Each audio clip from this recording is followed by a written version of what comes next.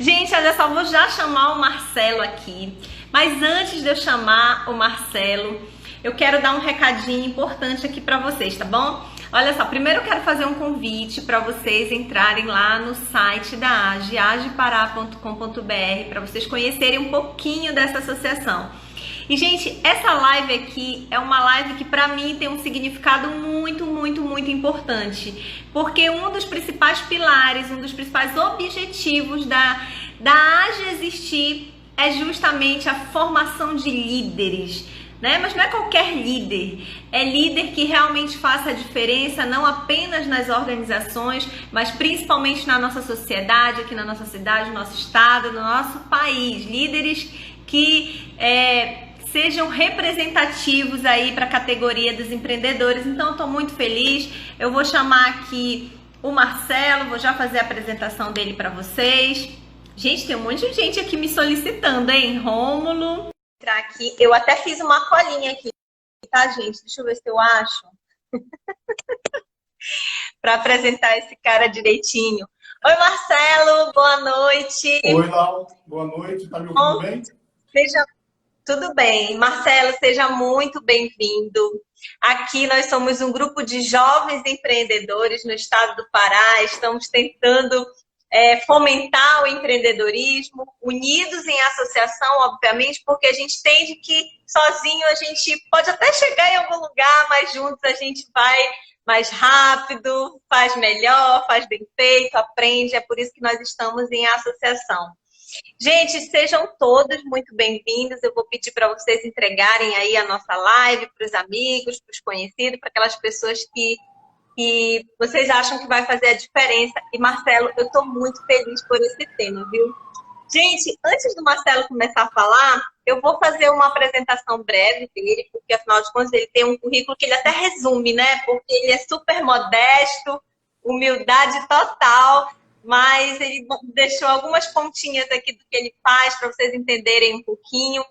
Eu vou ler aqui, tá, gente? Ele é conselheiro e mentor de empresários, empreendedor e gestores, palestrante em temas ligados ao empreendedorismo, então tem tudo a ver aqui com a AGE, porque nós somos apaixonados pelo empreendedorismo, gestão, governança e liderança e carreira.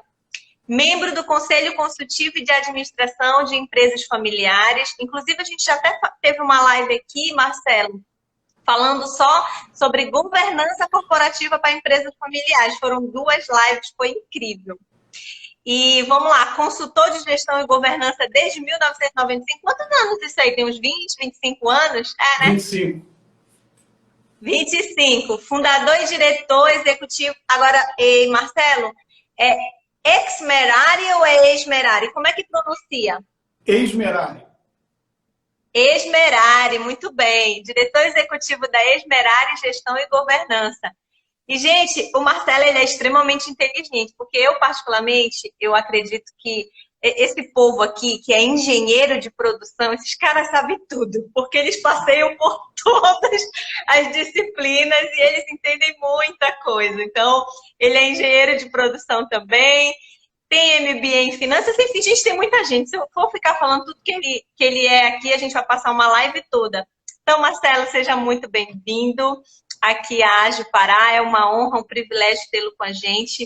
E eu queria que você desse boa noite aí para os nossos convidados.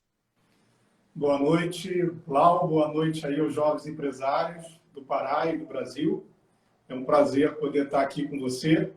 E vamos lá, vamos falar um pouquinho das transformações, como é que isso impacta as organizações, e especialmente hoje, como é que isso impacta a liderança, né? O que isso impacta sobre nós e como é que a gente deve agir nesse mundo de transformação que a gente está vivendo. Muito bem, Marcelo. Então vamos lá, Olha, o tema da nossa live eu acho que eu não consegui fixar, mas é liderança 4.0. O que é isso, né, Marcelo? Quando você falou liderança 4.0, eu vinculei logo a Revolução Industrial, né? Exatamente. A quarta Revolução Industrial. Exatamente. Isso, mas aí explica pra gente. Oi? A ideia é provocar mesmo, né? Fazer uma provocação aí em relação a isso. Isso. E agora explica para gente, Marcela, esse contexto da quarta revolução industrial e como isso tem afetado as empresas, a sociedade e as pessoas de uma forma geral. Bom, vamos lá. A gente, de uma forma geral, né, tem se dito, tem se falado muito hoje, algumas pessoas, alguns especialistas, né, e tem cunhado esse termo de quarta revolução industrial, né? Então a gente tem lá século XIX, a primeira revolução industrial, século XVIII, desculpa, século XIX, a segunda revolução industrial. Já no século XX, né, final do século XIX, metade do século XX, a terceira revolução industrial, a terceira revolução industrial no século XX, desculpa, e agora a gente fala dessa quarta revolução industrial, né? De uma forma geral, esse momento que a gente está vivendo é um momento de uma aceleração do processo de mudança, né? Acho que, na verdade, eu escuto isso desde que eu nasci, né? Desde que eu nasci, todo mundo fala que a gente está tendo uma aceleração do processo de mudança, né? Então, É verdade. eu ingressei no mercado de trabalho na década de 90 e quando eu ingressei eu já ouvia disso, né? Olha, a gente está tendo uma aceleração no processo de mudança. Então, tudo está mudando muito rápido. Aí tinha aqueles jargões do tipo, agora não é o mais forte que vence, é o mais rápido que vence. Enfim, então, de uma forma geral, os modelos eles foram se aperfeiçoando e se adaptando com essa realidade, né? E não é diferente aqui no Brasil, né? Então, a gente também, no final do século XX, início do século XXI, a gente, cada ano que passa, a nossa sensação e a vivência, a experiência que a gente está tendo é realmente de uma aceleração, né? Então, a gente tem um contexto em torno de nós que está se transformando, né? A sociedade está se transformando, o ato das pessoas estão se transformando, de uma forma geral, muito movidos, né? Pela internet, pelas comunicações, pelas novas tecnologias, por um aparato, de uma forma geral, que impacta em nós, muda a nossa vida, facilita muitas coisas, faz com que agora, por exemplo, eu esteja aqui em Mato Grosso, você em Belém, e a gente está falando aqui como se nós estivéssemos um de frente para o outro, né? E tem outras pessoas espalhadas em lugares diferentes do Brasil assistindo a gente. Então, é uma demonstração, né, de como é que isso, de uma forma geral, altera, né? Então, dificilmente nós conseguiríamos, alguns anos atrás, não haveria essa possibilidade, né? A gente não poderia estar agora aqui numa quinta-feira à noite batendo esse papo. Então, isso provoca uma série de transformações, muda o mundo, muda a realidade, muda as famílias, muda a sociedade, muda as empresas. Então, muda tudo. Muda tudo. Muda tudo. Inclusive, Marcelo, eu até penso assim que é nesse contexto que como que o líder vai se comportar, porque tem muita coisa mudando constantemente o tempo todo. Então, antes a gente trabalhava muito nessa questão de hierarquia, muitas das vezes até, né? Aquela cultura de hierarquia, mas no mundo que está sempre mudando, que você precisa de conhecimentos múltiplos, não dá para você ficar num único modelo. Então, assim, a gente tem uma outra pergunta aqui para te fazer, que é assim, você vê implicações no novo paradigma de liderança? Como era antes e como está sendo hoje e o que já mudou? Porque, assim, a gente quer entender aqui como era, como está, o que mudou e daqui a pouco para onde a gente vai, né? Perfeito, Lau. Assim, muita coisa mudou, né? Assim, se eu pudesse sintetizar, eu vou dizer para você o seguinte, a gente via com muita frequência, até alguns anos atrás, e ainda existe isso hoje, mas é cada vez menor, a quantidade de organizações que vamos dizer assim, organizam a sua estrutura, né, de pessoas, vamos dizer assim, muito focado no controle, né? No controle, o primeiro paradigma que eu vejo é do controle dos meios, né? O controle do processo. Então, você tem aquela liderança que, de uma certa forma, ela ia sempre dizer para você como é que você tem que fazer, né? Então, acho que isso era um paradigma que era muito comum. Eu mando, você faz. Eu entendo que no início da minha carreira, isso era dominante, inclusive, né? Essa era a forma como as pessoas entendiam que era o certo a se fazer, né? Então, você tem que dizer para as pessoas exatamente como é que as coisas funcionam, exatamente o que ela tem que dizer. Então, a gente estava muito, o líder estava muito focado nos meios, de uma forma geral, né? Os gestores estavam muito focados nos meios. Um pouquinho mais para frente, isso começou a mudar muito. Eu não acho que isso seja hoje o dominante nas empresas. Eu acho que muitas empresas e muitos empresários, muitos líderes empresariais, muitos líderes de organização ainda agem dessa forma. Mas eu nem acho que isso seja dominante. Acho que é muito representativo, mas eu não acho que isso seja dominante. No século XXI, de uma certa forma, isso começou a mudar, né? Então, ao invés de controlar os meios, a forma como as pessoas faziam, ter que dizer para elas exatamente como é que as coisas funcionam, as lideranças das organizações, de uma forma geral, elas começaram a focar um pouco mais no resultado, né? No desempenho, nas metas, né? Então, esse passou a ser o novo modus operandi. Então, eu tenho que, de uma certa forma, comunicar, compartilhar com as pessoas o desempenho e o resultado esperado, planejar em relação a metas, orçamento, enfim, todo um aparato que era um aparato diferente, menos o processo. E o processo, as lideranças de cada área, de uma certa forma, iriam definir como é que esses processos iam ser. Os meios de como realizar esse resultado, eu delego isso para outras camadas de liderança da empresa. Então, o líder da organização, né, o diretor, a chefia geral, ela começou a definir o resultado, estrutura o resultado e delega esse resultado para essas lideranças. Eu acho que esse é o modus dominante hoje. Então, de uma forma geral, a grande parte das organizações estão menos focadas nos meios e mais focadas no fim, mais focadas no desempenho, mais focadas no resultado. Eu não acho que como vai ser no futuro, mas eu acho que hoje como as organizações, de uma forma geral, estão estruturadas. Eu sou consultor na área de gestão. De uma forma geral, o meu time treina muitas vezes empresários a realizar isso, né? Então, foco na meta, foco no desempenho, foco no resultado, foco em entregar resultado.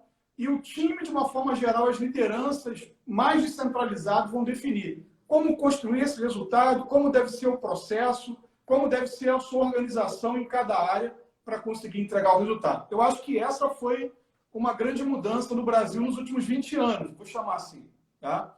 Mas eu acho que hoje já existe algo diferente que já começa a acontecer nas empresas. Então, eu acho que quando a gente olha para as empresas do século XXI, eu acho que tende a surgir um novo modelo de liderar as organizações, de organizar essas empresas, estruturar essas empresas, vamos dizer assim, de construir resultados que de uma forma um pouco diferente dessas que eu falei. Mas eu acho que esses dois modelos hoje eles ainda são dominantes, né? E eu acho que hoje o modelo de olhar o fim, de olhar a meta, de olhar o resultado, é o que na maior parte das organizações a gente encontra. Agora, eu vou te fazer uma pergunta que não está aqui no script, mas que eu fiquei pensando aqui. Por exemplo, a gente trabalha durante muito tempo aí com certificações, né? Por exemplo, as ISOs da vida, né? Eu já trabalhei em empresas, eu já trabalhei na implantação de ISO e como que funciona essa questão das certificações nesses novos modelos que estão mudando? Porque, assim, quando a gente implanta, muitas das vezes, uma certificação ISO, por exemplo, muitas das vezes você tem aquele processo que é engessado, que foi todo modelado, que até para você fazer uma alteração não é tão simples assim. Eu já tive essa dificuldade, não sei se era na organização que eu trabalhava, mas eu sentia que era muito bom você ter aqueles processos definidos, aquela organização, mas a gente sentia que era engessado. Até para você atingir uma meta, você tinha uma barreira, né? Só que aí você já está apresentando para a gente, e realmente é o que a gente sente, que tem um modelo um pouco mais flexível, vamos dizer assim, né? Onde o líder ele tem uma liderança até mais participativa do que antes, de você chegar em um local e apenas, olha, você tem que fazer isso dessa forma, desse jeito, e me entregar nesse prazo, aquela coisa bem formatada. Como que fica essa questão das ISOs aí? O que você acredita que pode mudar daqui para frente? Eu vejo o seguinte, quando há 20 anos atrás, isso, de uma certa forma, estava muito na pauta das empresas, né? Então, era muito comum nos anos 90, no início dos anos 2000, as empresas buscarem esse foco, porque é um foco no processo, na prática, na forma de você fazer, né? As empresas buscarem esse tipo de certificação, assim, na maior parte das vezes que eu encontrei, isso estava muito ligado a acesso a mercados, né? Então, as empresas faziam isso porque isso era uma exigência, de uma forma geral, de um mercado que ela queria acessar. Então, era importante isso para ela, para que ela pudesse acessar aquele mercado. Eu vou ser muito Principalmente honesto, para na quem maior parte trabalha das... com o exterior, né? A gente tinha muito isso para quem trabalha com o exterior. Eu trabalhei numa indústria, exportação, então né? eles precisavam. Come- Não era muito tempo, não. Eles ainda têm a ISO lá, mas realmente a gente vê essa diminuição. Agora, isso perdeu o protagonismo, né? Você não vê isso mais na pauta das empresas. Ninguém liga para a Esmeralda porque quer implantar isso, vamos dizer assim, né? De uma forma geral. É difícil, isso virou uma espécie de uma commodity, né?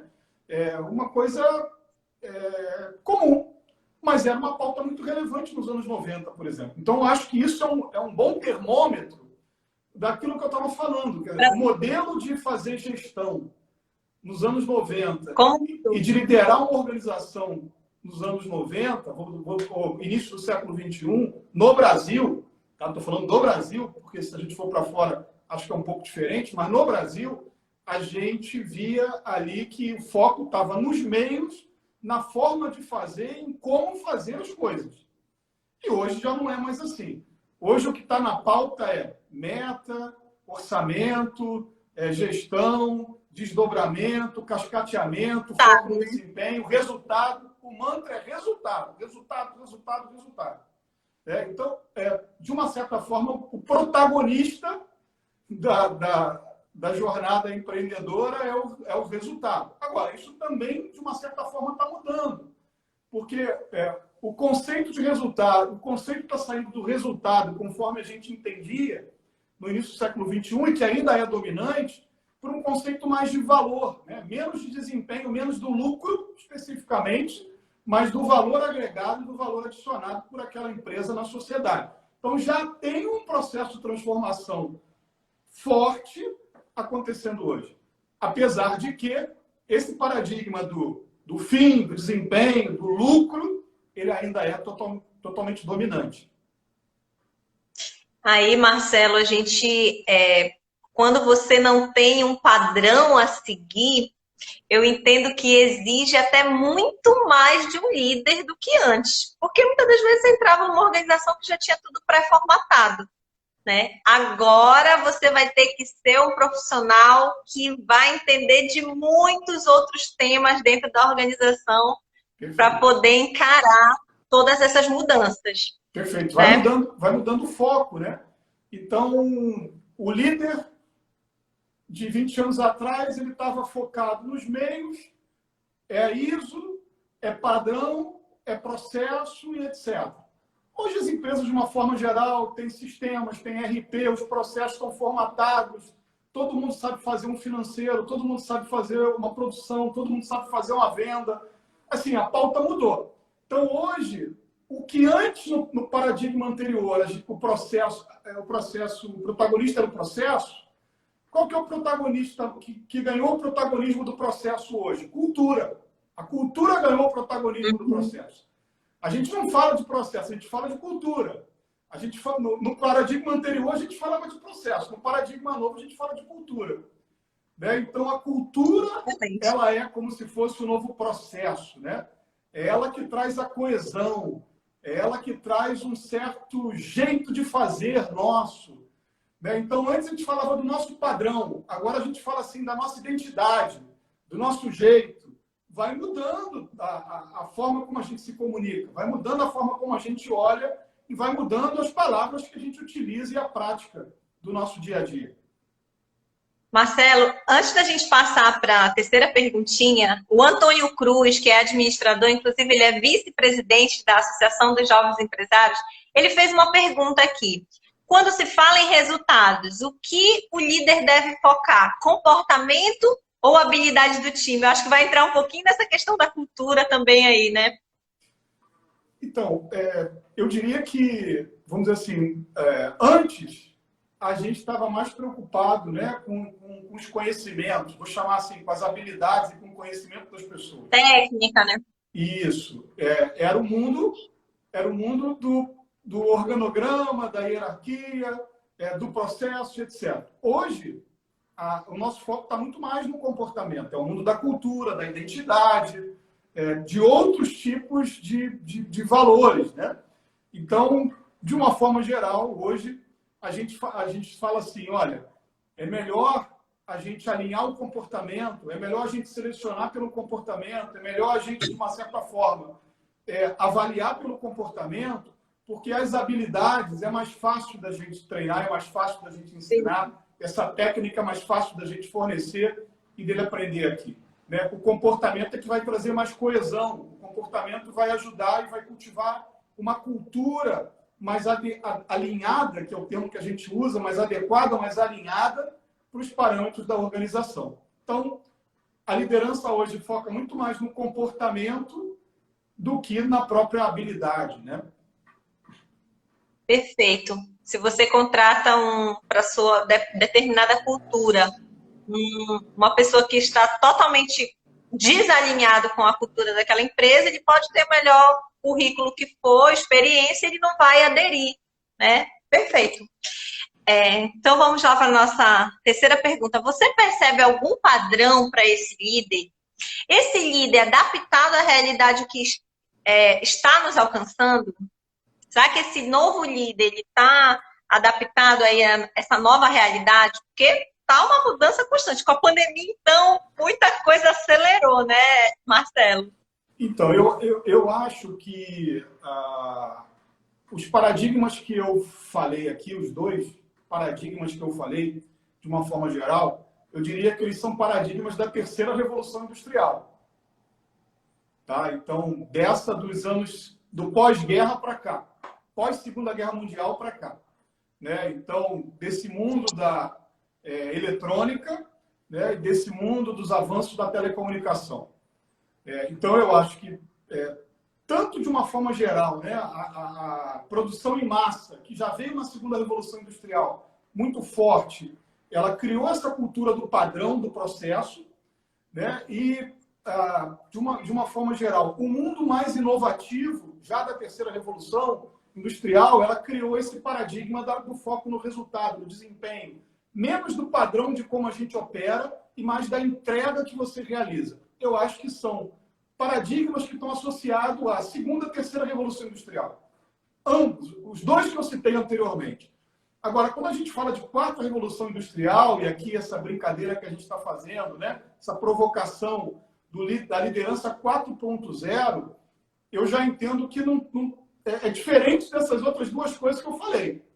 Eu acho que tem um mundo novo, uma forma nova, um jeito novo de olhar para as organizações e de liderar as organizações nessa quarta revolução industrial. Nisso que vai acontecer daqui para frente. Né? Já está acontecendo e vai acontecer com cada vez maior intensidade. Tá? Que paradigma, que padrão é esse daí?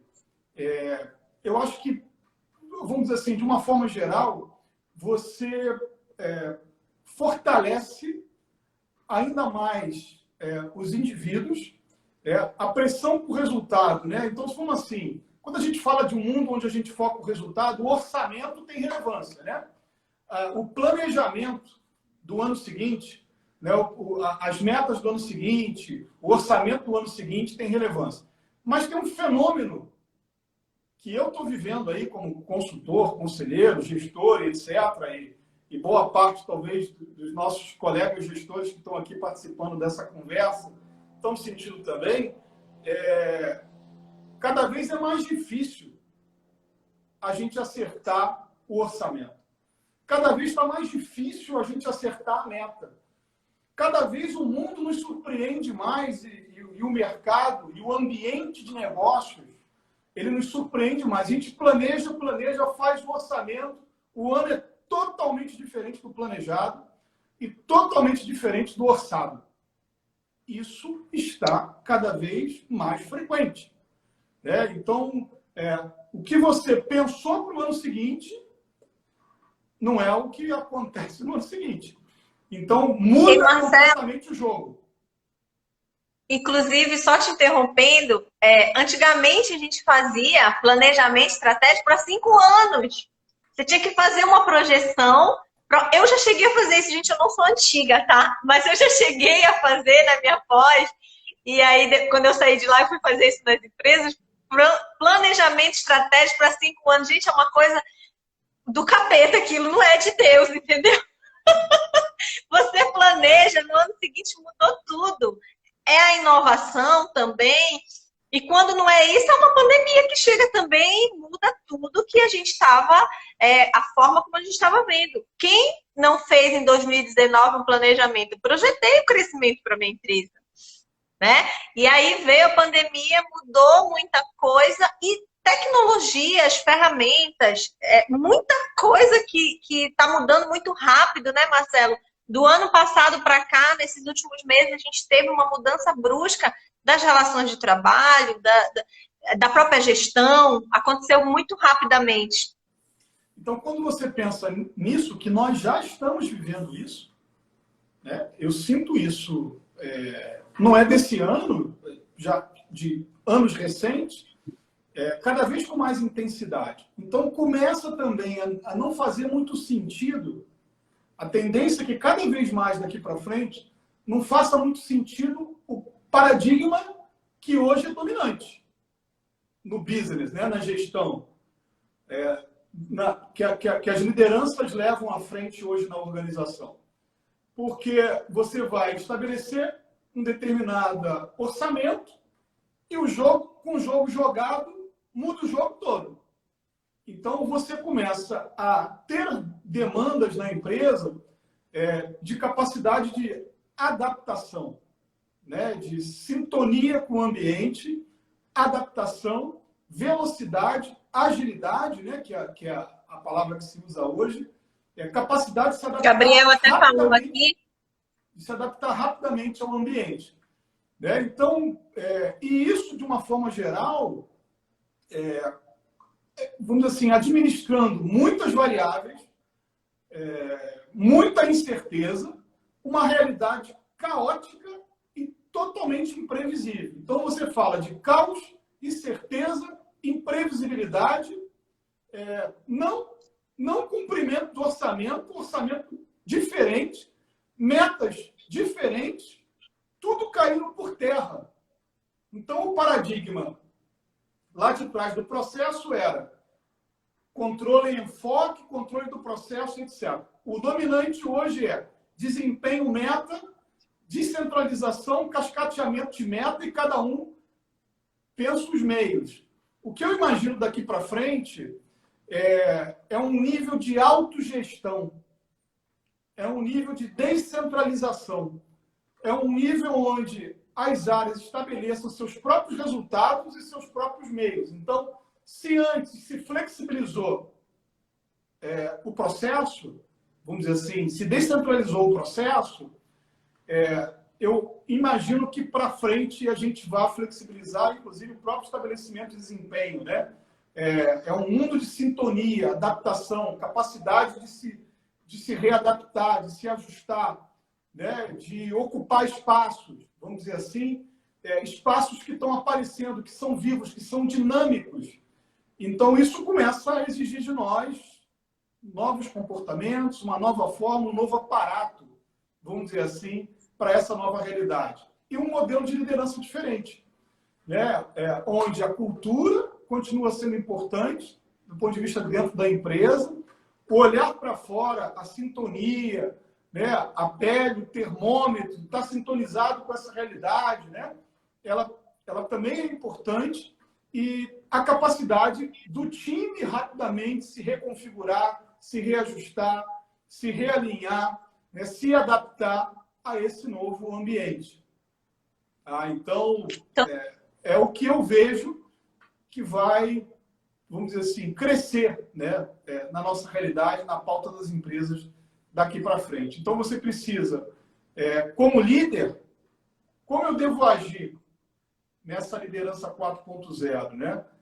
eu preciso dar confiança às pessoas.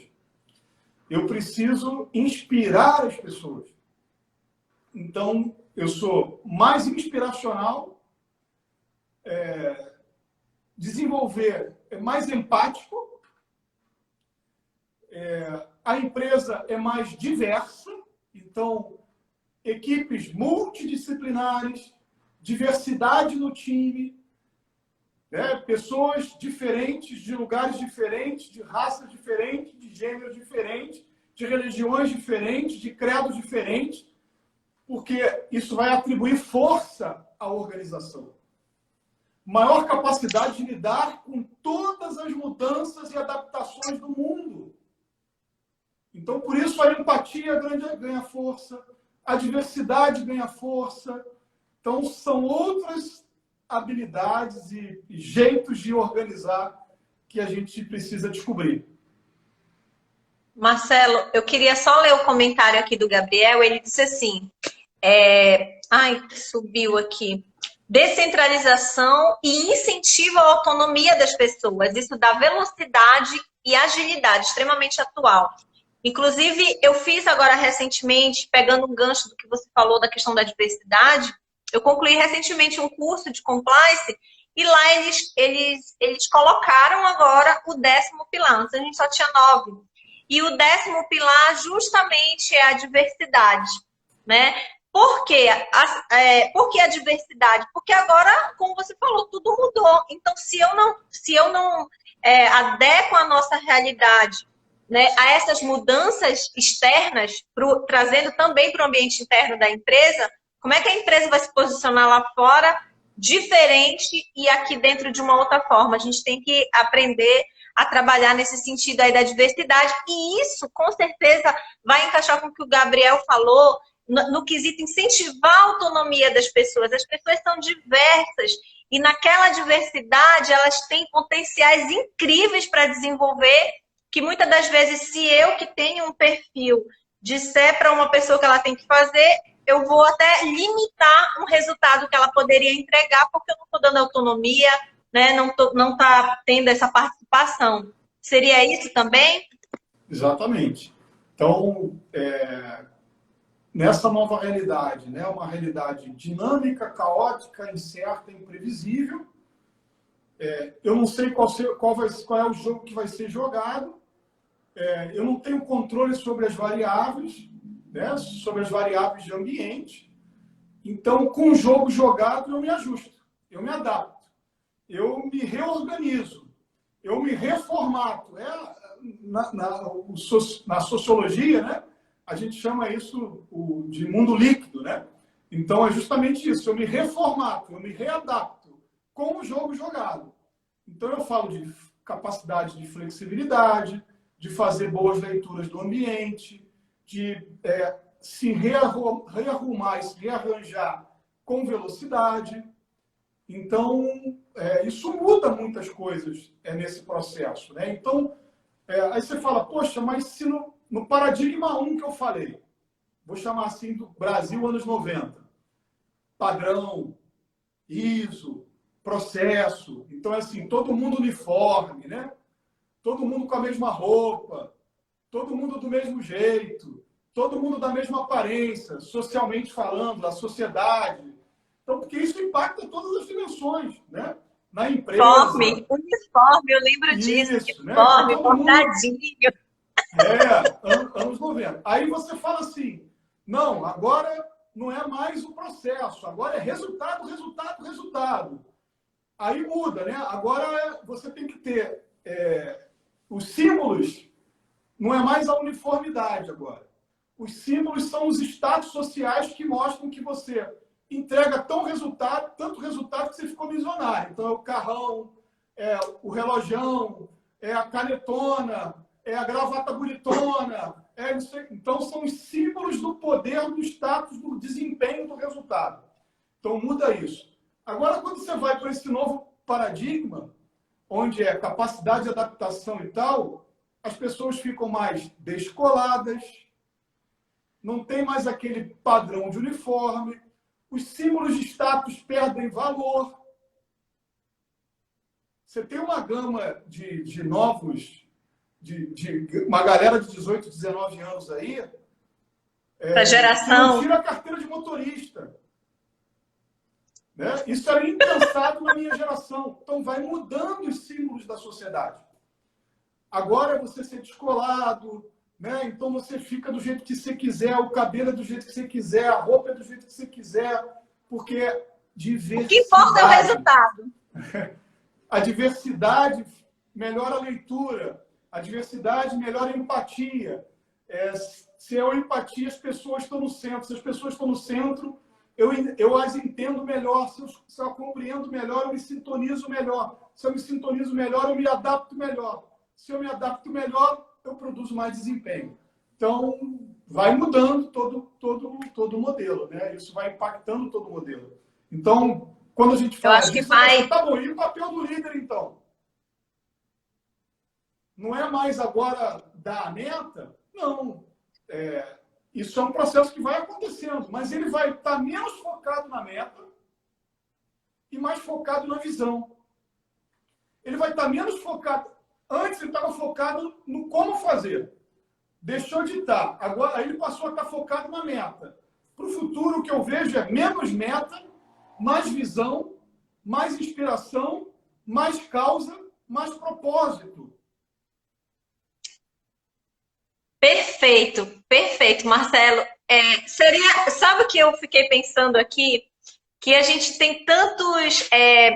A gente está meio que desmistificando muita coisa aqui, porque a ideia, quando a gente fala de revolução 4.0, né, indústria 4.0, qualquer coisa, contabilidade 4.0, a gente sempre associa ao uso extremo da tecnologia, da inovação, e aí vem aquele medo, né?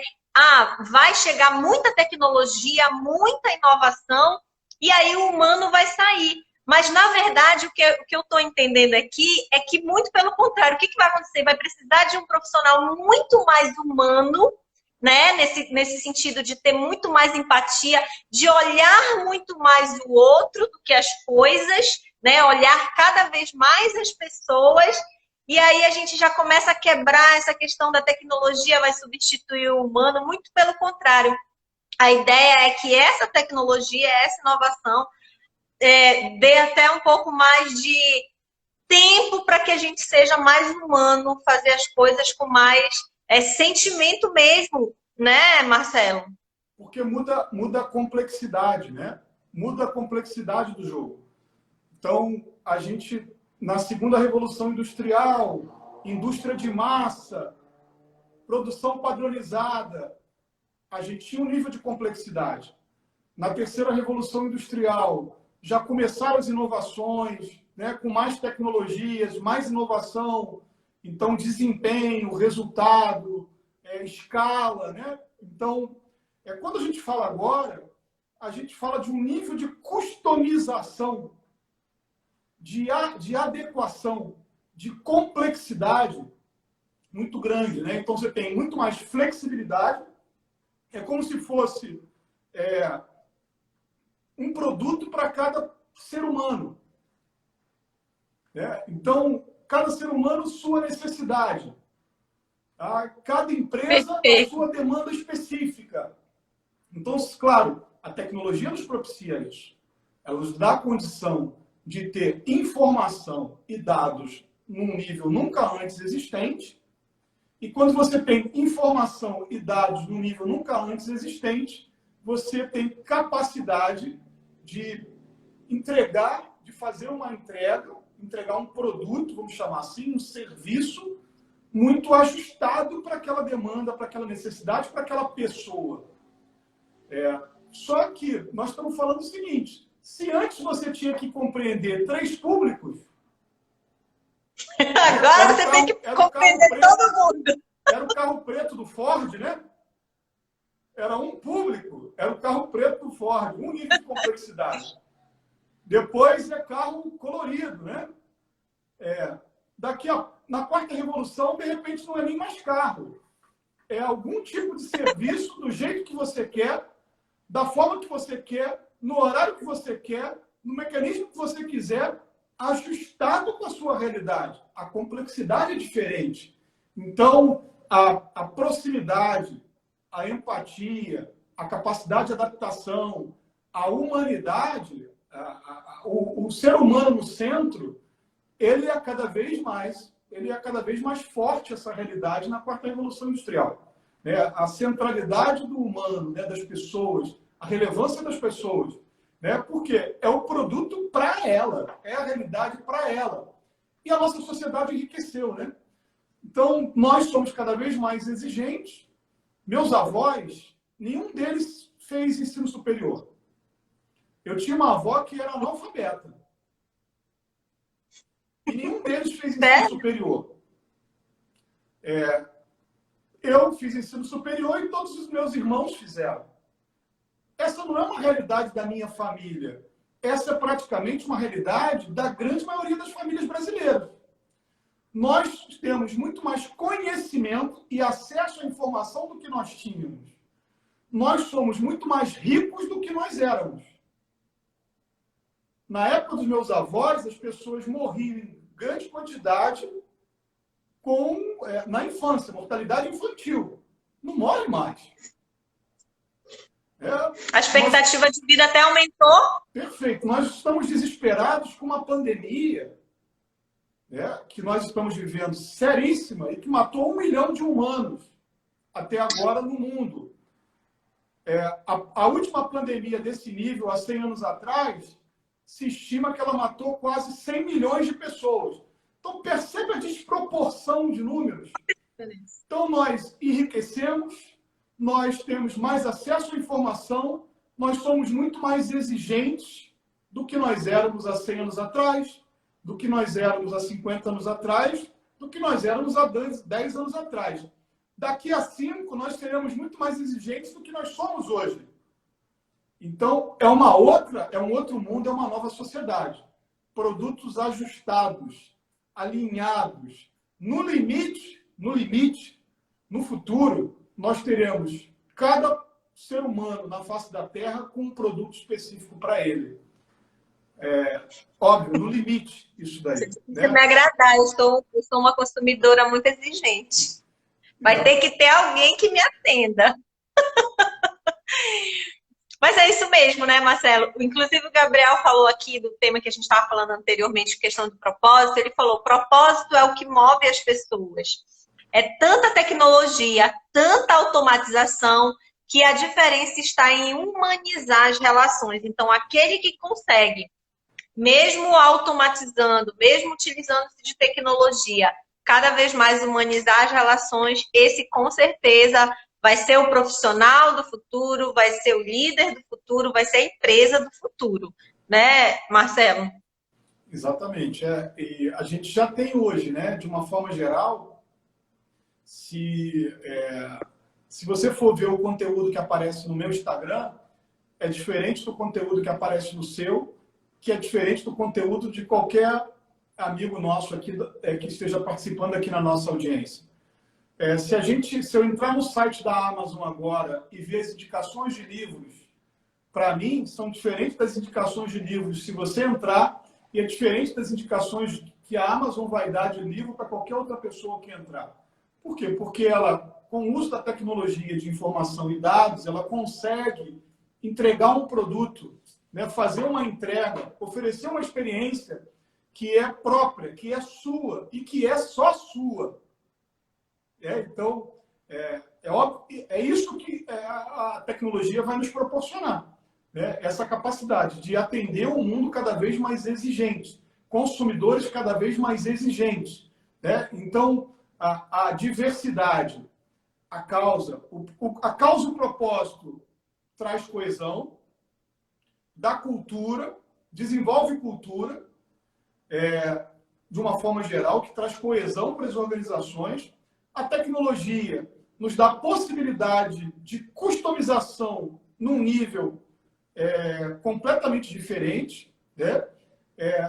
E o empoderamento das pessoas na organização, o contexto de confiança que eu crio, que faz com que as pessoas se sintam seguras, traz insight.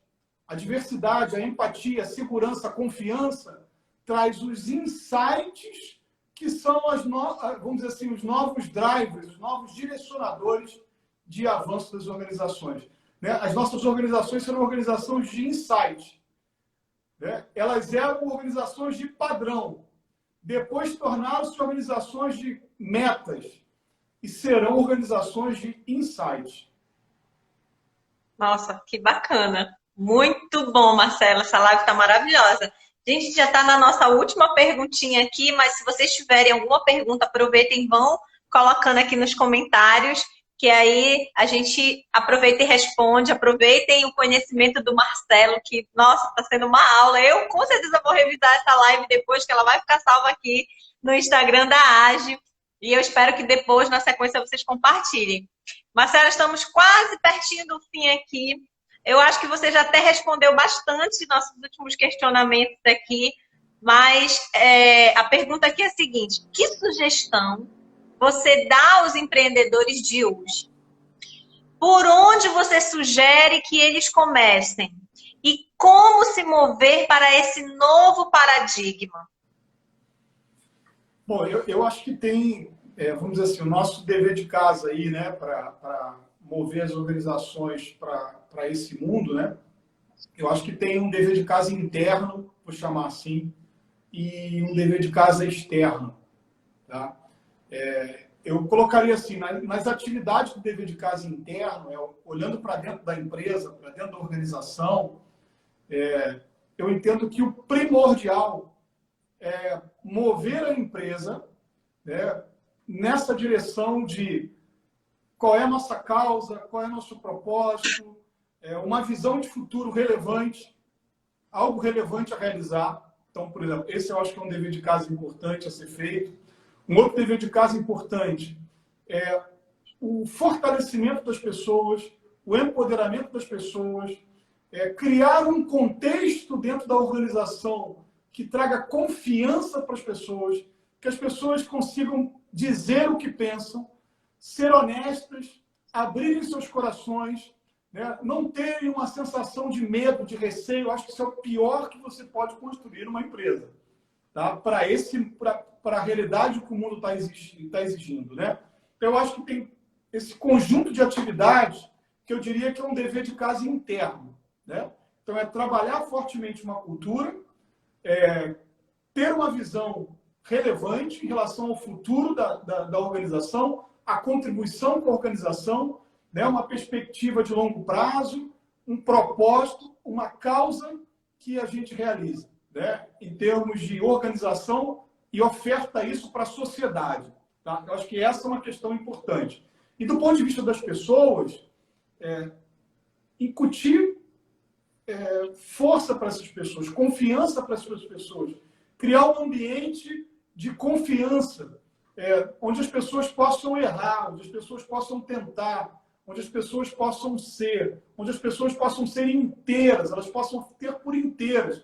Porque o fundamental é que a gente tenha, dentro da organização, pessoas por inteiras.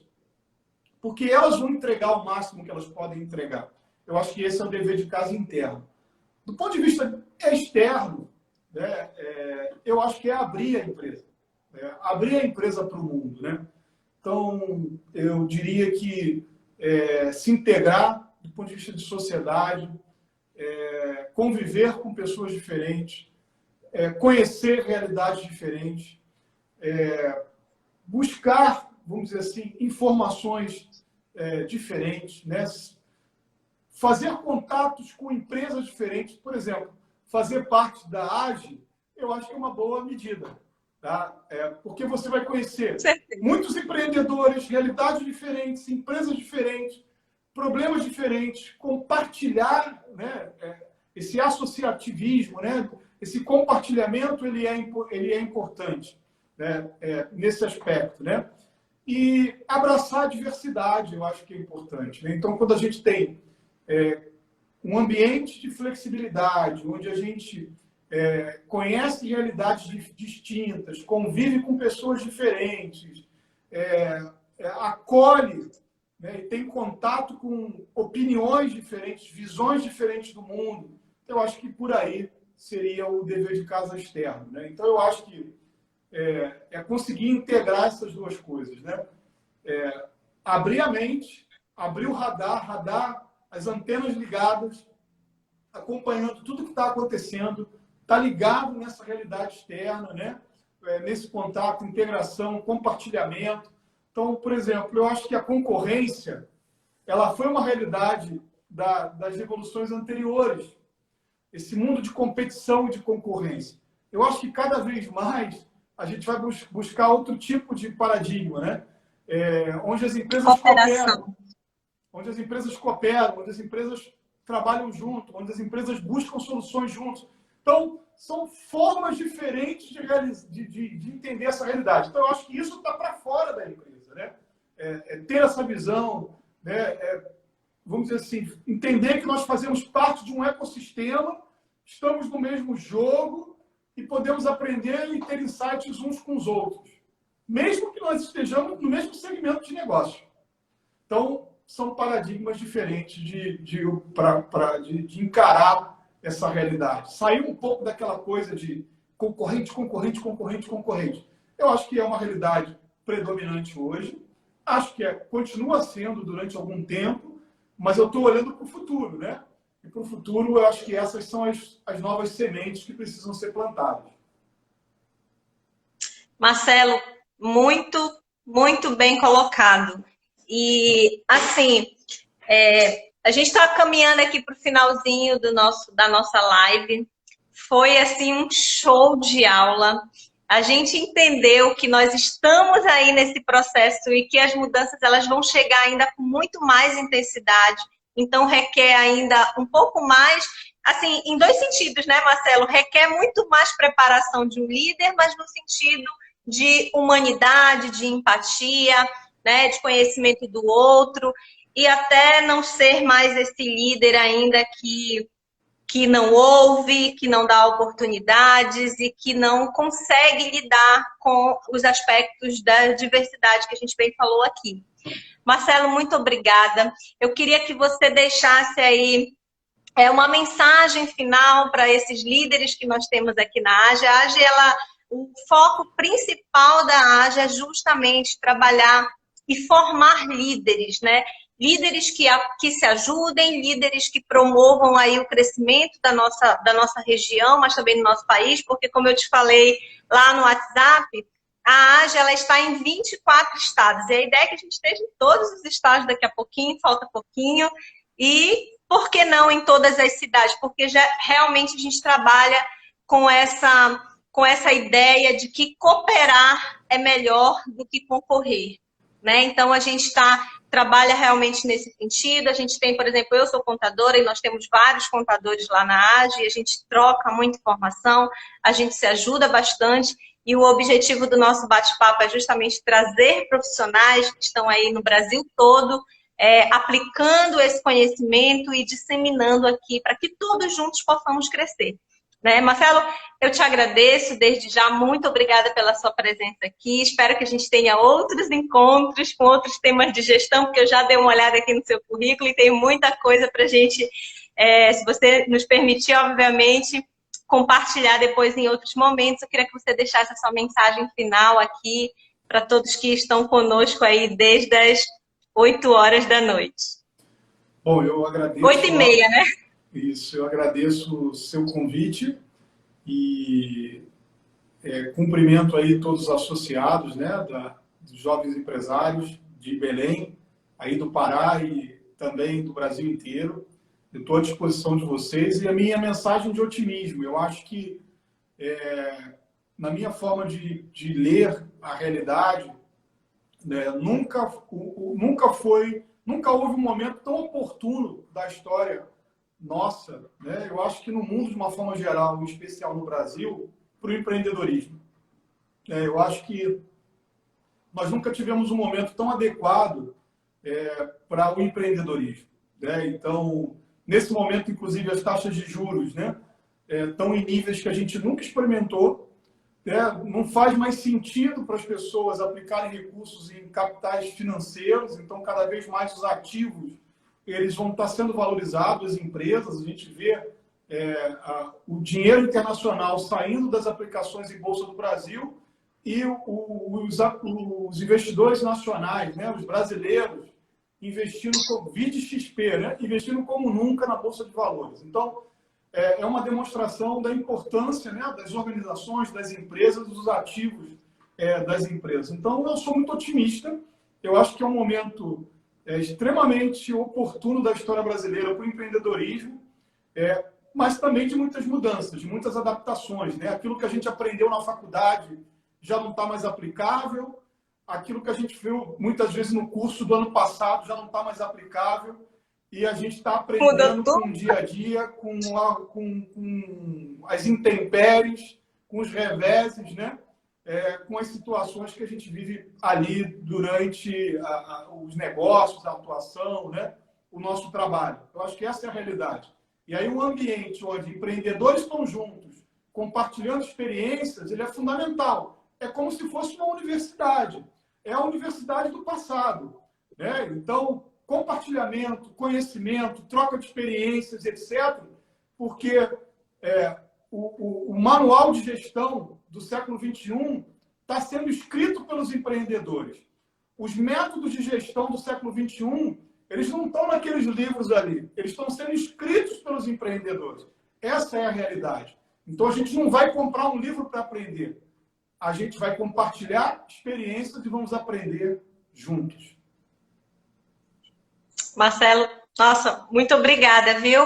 E, Marcelo, eu queria te agradecer a disponibilidade, tudo que você compartilhou aqui com a gente. Queria agradecer a todos que estão aqui conosco. Essa live ela vai ficar salva. Vocês podem depois compartilhar na sequência com as pessoas que vocês acham que realmente esse tema vai fazer a diferença. A gente acabou de escrever um livro aqui hoje, uma página, né, um capítulo inteiro de um conteúdo muito importante, compartilhando essas experiências, aquilo que você tem vivenciado.